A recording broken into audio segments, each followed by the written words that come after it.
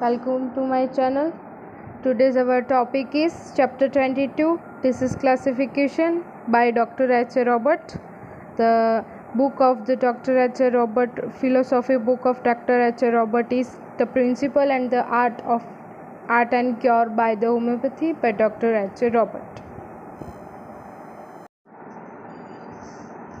In this slides or in this chapter, the Dr. H. A. Robert tried to explain about the history of the classification of the disease. Starting in the early 17th century, Swedish student the Linnaeus classifies the vegetable kingdom. In 1870 and 1880, Cuvier classified the animal kingdom in four great kingdoms: vertebrates, articulates, mollusks and radiates. The Cuvier classified the animal kingdom in four parts. The Cuvier is contemporary of the Samuel Hahnemann. Means इसका मतलब ऐसा होता है कि वो उस ज़माने में सैमुअल हैनीमैन के जो काम करते थे उनके फ्रेंड थे. मीन्स उनके साथ ही थे तभी उनके टाइम में. इसका मतलब ऐसा होता है at that on the period the disease was known only by the few names, disease with no relationship and do not have any method of classification. At this time the medical practice extremely chaotic, was in the cachectic condition and was not yet free from the appellation, means no degree. The doctor doesn't have any degree. Any people can treat like they cannot have any knowledge about the progress, the pathology, any condition, no, but and many years of the superstitions. In this light, it was still thought that the evil and the deceive condition work the study of no disease where comprehensive heals bin mass. उस ज़माने के लोग ऐसा मानते थे कि evil और डेसिविक conditions means वो अंधश्रद्धा. वर्क टू स्टडी जो डिजीज मीन्स कोई उसे ऐसा भी नहीं कहता था कि ये गलत है. And there is no comprehensive heels bin mess, means कोई उसकी ऐसे नहीं हमें वो बिलीव नहीं दे सकता, हमें अंडरस्टैंड नहीं करा सकता कि ये इससे ही हुआ है. मीन्स वैसे था, वो सब गड़बड़ था. In order for the established us recognize a logic basis of diverse conditions and their origin and relationship, it was necessary to make close observation to know the disease and then proceeds to deduction and proper classification. Hahnemann इस sentence में ऐसा कहने को चाहते हैं कि हमें disease को रिकॉग्नाइज करना होगा लॉजिकल बेसिस पे. what their origin, what their relationship with the body, there is necessary make a close observation, then deductive logic के बारे में इसको कहा जाता है. मीन्स डिडक्टिव लॉजिक में ऐसा होता है general premises to particular premises and proper classification. Doctor Hahnemann set himself to this task bringing his logic scientific mind to bear on the situation, and he made the first classification of the disease. Hahnemann did the first classification of the disease. Dr. Hahnemann classifies diverse into the four great divisions. Hahnemann ये disease classification को four part में divide करते हैं. First, all the disease might spring from the mechanical and exterior sources, and the second is sora, syphilis and psychosis. Sora, syphilis and psychosis is a miasmatic classification. The first classification treatment includes the surgical procedure, rectification of the diet, the removal of the pre-irritating substance and changing the environment.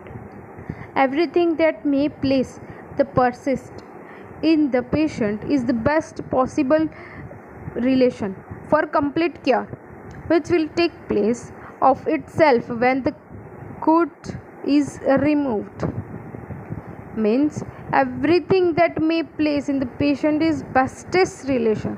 उस patient के लिए सबसे अच्छा जो हो वो उसे हमें देना चाहिए जो कंप्लीट क्योर में हमें हेल्प कर सकता है.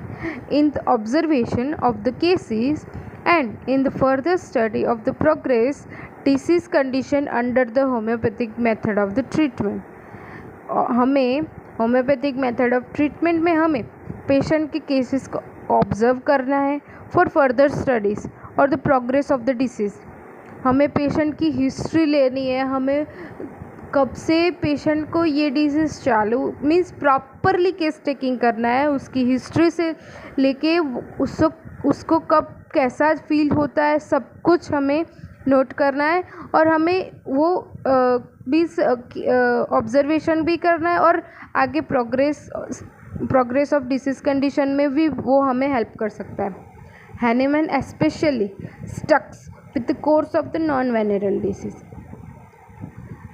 हमें पता है हैनीमैन ने अपने 10 सालों में जो क्रोनिक डिसीज़ थी वो ट्रीट नहीं मीन्स उनको मुश्किलें आ रही थी ट्रीटिंग में, इसलिए उन्होंने नॉन वेनरल डिसीज़ के कोर्स में वो फंसे हुए थे. उनको पता नहीं चल रहा था what kind of agent that causing the obstruction to cure the disease. Hahnemann found himself treating seemingly acute condition with apparent success. वो acute disease को सक्सेसफुली क्योर कर सकते थे, but to his surprise cases would return with this recurrence of the symptoms at the interval. But वो जो chronic disease होती है वो सिम्टम्स रिकरेंट हो रहे थे और इंटरवल में रिकरेंस हो रहा था डिसीज़ का. Sometimes this symptoms were very similar to those they had before, while at the other time there would be the aggravation of the previous condition.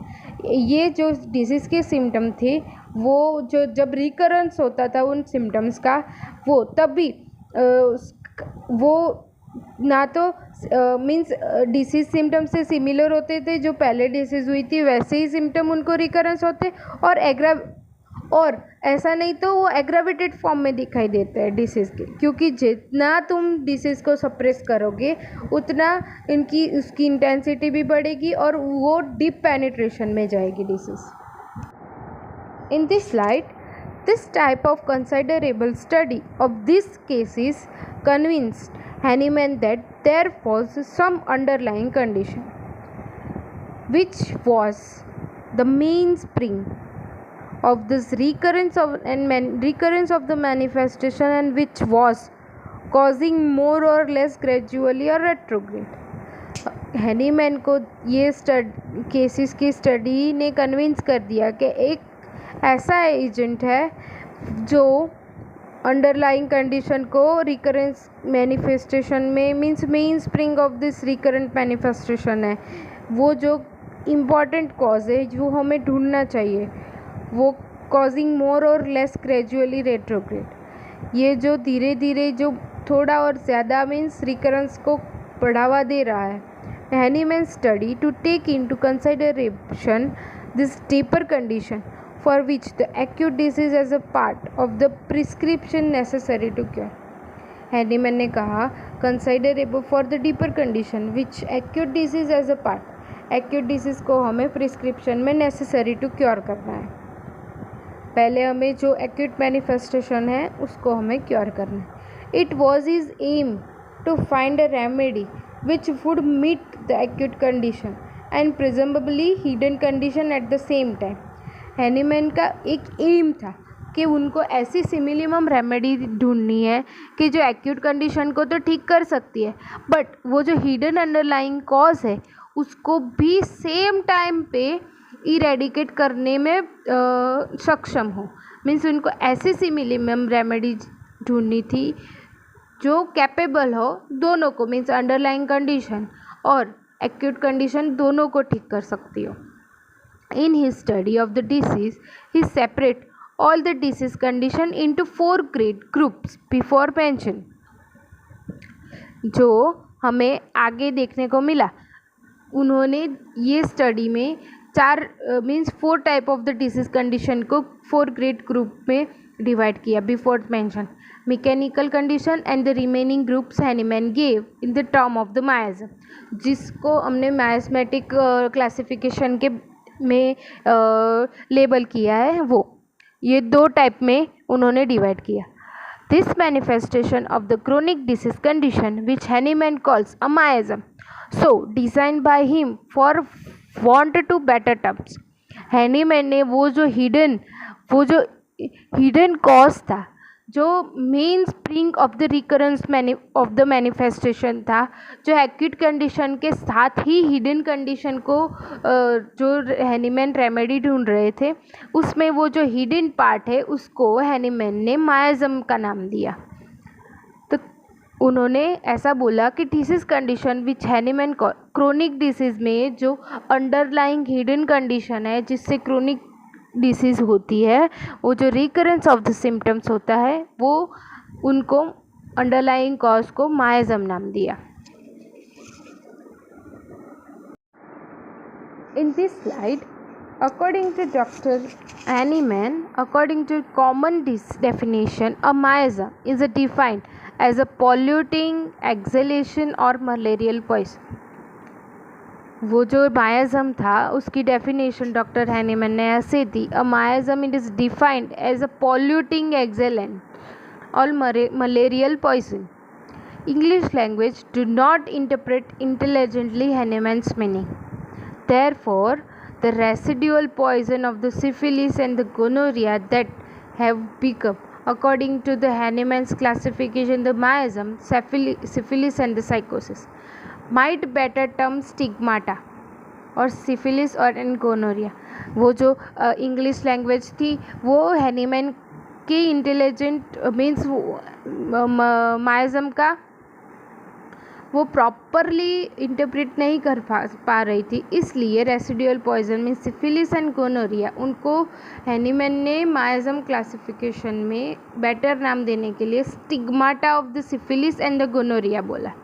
Syphilis को stigmata of syphilis and sycosis को gonorrhoea बोला।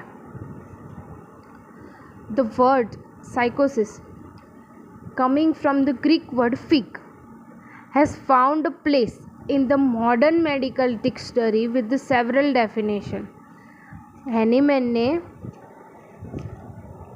अपनी book में साइकोसिस को gonorrhoea बोला और syphilis को stigmata of syphilis बोला।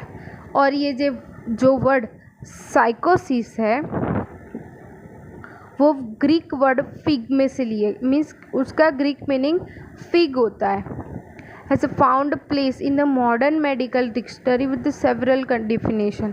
हैनीमैन की भाषा में मीन्स हैनीमैन की लैंग्वेज में Hahnemann's terms for the constitutional effect of the gonorrhoea virus.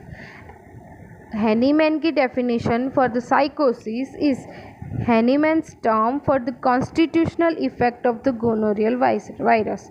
The definition of the psychosis is that which Hahnemann had mind and which he called alternative that fig-wist disease. In many instances, it was very easy for him to trace a venereal relationship of the disease. At the first, he classes this under one part, but after that, he divides the venereal miasm into 2, syphilis and psychosis, for the simple word. The further part of this chapter is we will continue to discuss in next part. Thank you, and please don't forget to subscribe my channel.